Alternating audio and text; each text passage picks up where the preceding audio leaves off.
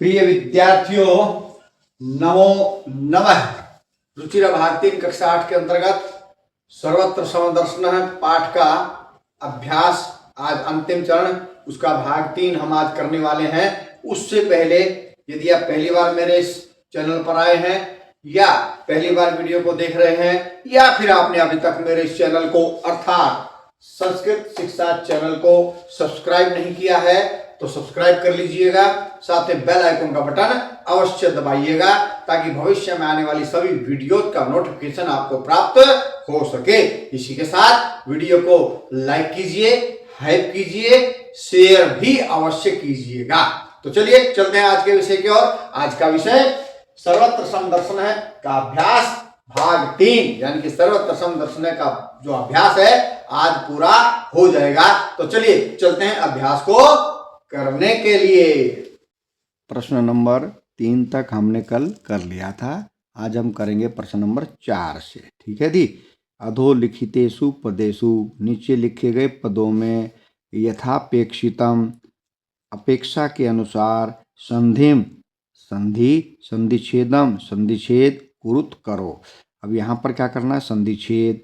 यहाँ पर क्या करना है? संधि। तो जहाँ पर जो है उसको वैसा हमको करना है। तो चलिए, मनोनु, ये ओ जो होता है ये होता है विसर्ग का, तो क्या लिख देंगे? मन है। वो किसका बनता है? विसर्ग का। और ये जो पूर्व रूप बोलते हैं इसको, ये किसका बनता है? ए का। ये हो जाएगा ए और आगे नु। तो मनोनु का संधिछेद क्या हो गया? मन है प्लस अनु। अगर ऐसा लिखा जाए मन है प्लस अनु तो उसको बनाना है ऐसे, मनोनु। इधर से इधर और इधर से इधर दोनों प्रकार से हमें करना आना चाहिए। इधर वाला तो है संधिछेद और इधर वाला है संधि। ठीक है, ये है संधि करके और ये है संधि को छेद करके, अलग अलग करके।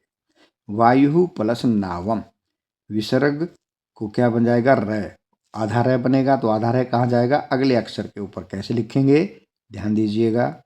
वायु लिख दिया, विसर्ग को बना र, आगे लिख देंगे नावम, नावम, और ये न के ऊपर हो गया र। ये बन गई संधि वायुर नावम। नाव से पहले है र, ये ध्यान रखिए, बोलना भी पहले है वायुर नावम। ये हमने क्या की? संधि की। यहाँ पर क्या क्या था? संधि छेद। यह है संधि और यह है संधि छेद, ध्यान रखिएगा। चलिए आगे बढ़ते हैं। 2 कर लिए हमने, क और ख। आगे बढ़ते हैं, देखिएगा ध्यान से।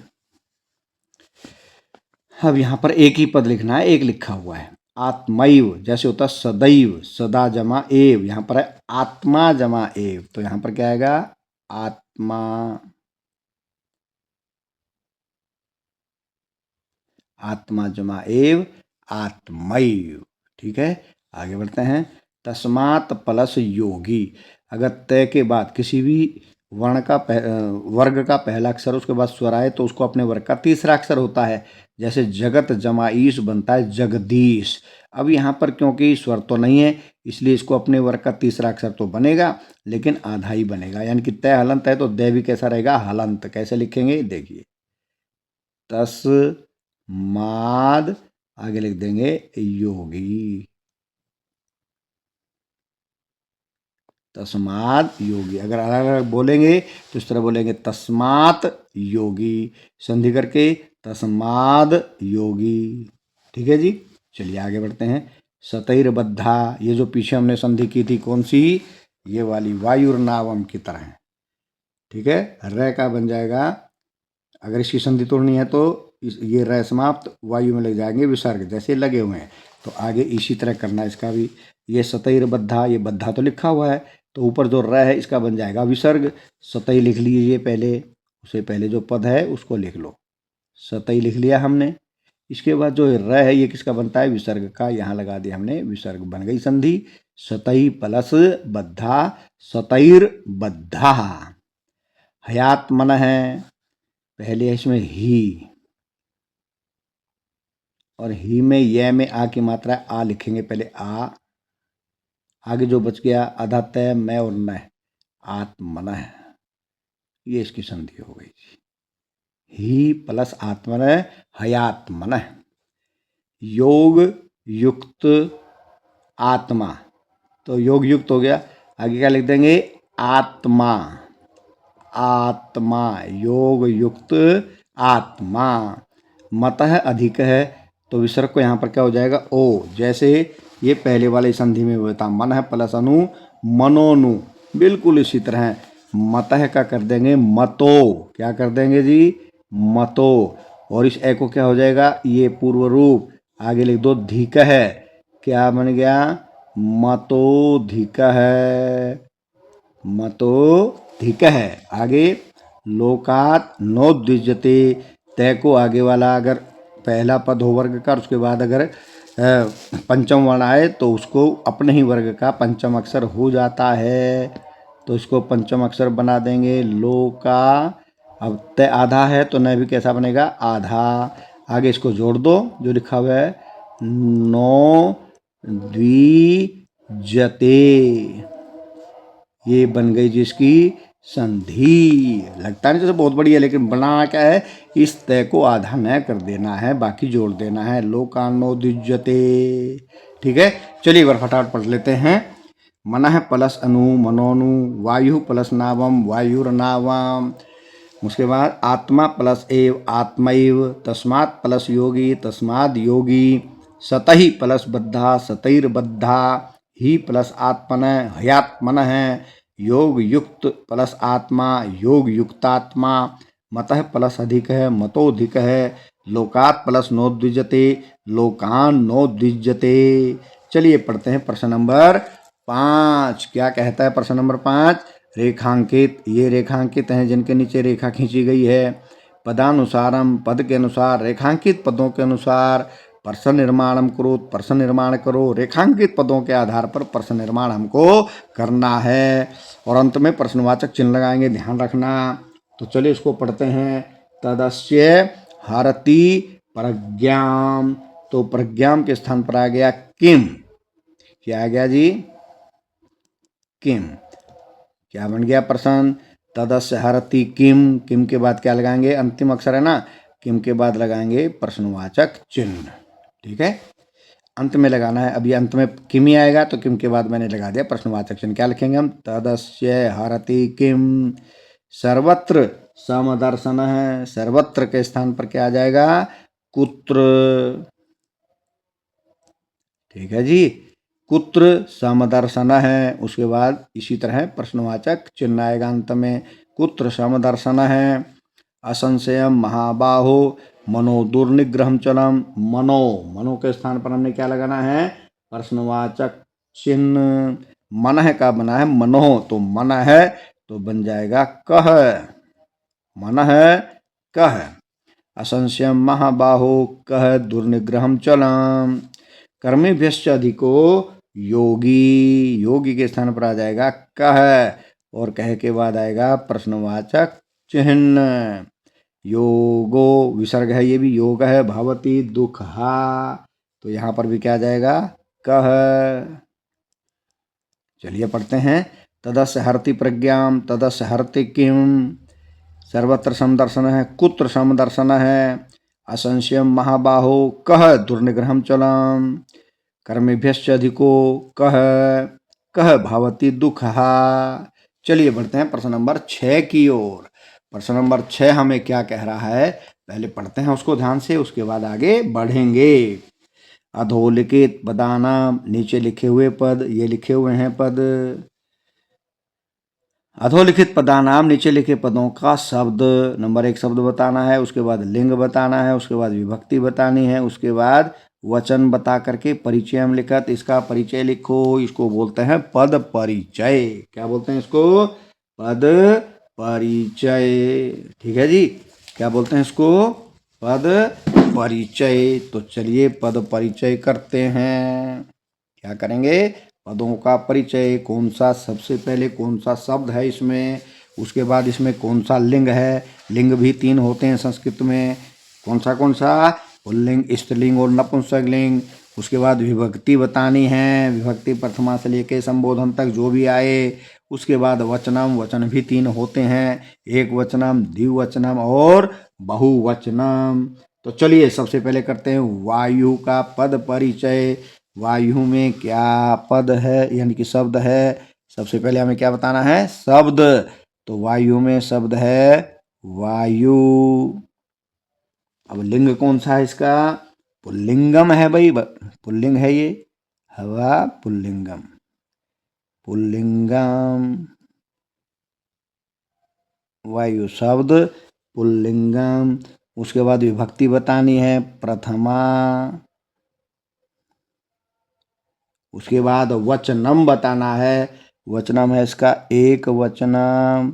तो ये हो गया वायु का पद परिचय। चलिए आगे बढ़ते हैं।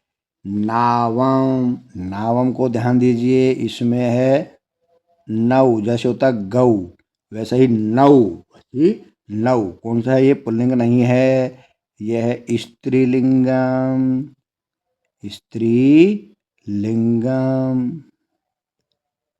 उसके बाद आ जाओ विभक्ति में, कौन सी विभक्ति है, नावम द्वितीया।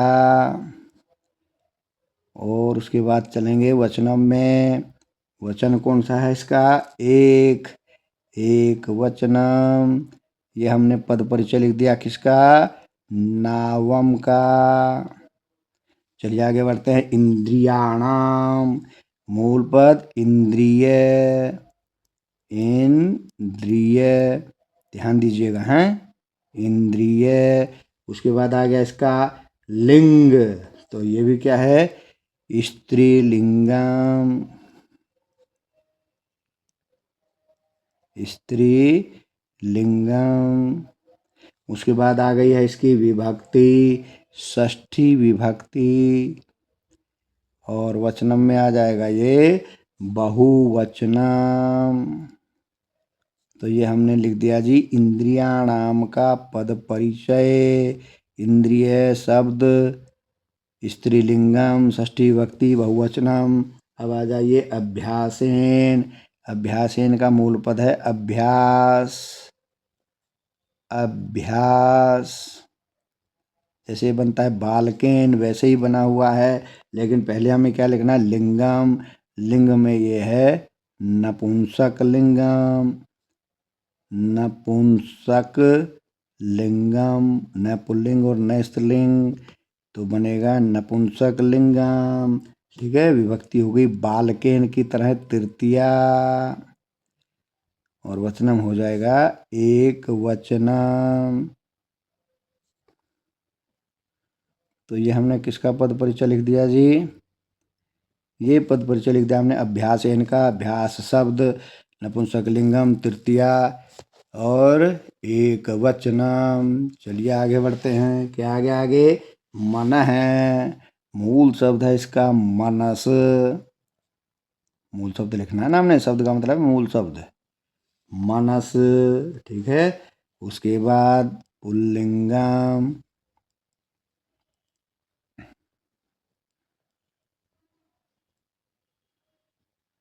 पुल्लिंगम। उसके बाद प्रथमा विभक्ति और एक वचनम। ये हमने मनः का पद परिचय लिख दिया, मनः का पद परिचय। उसके बाद आ जाओ जी योगी, योगी का मूल शब्द योगी ही होगा, योगी। और पुल्लिंगम,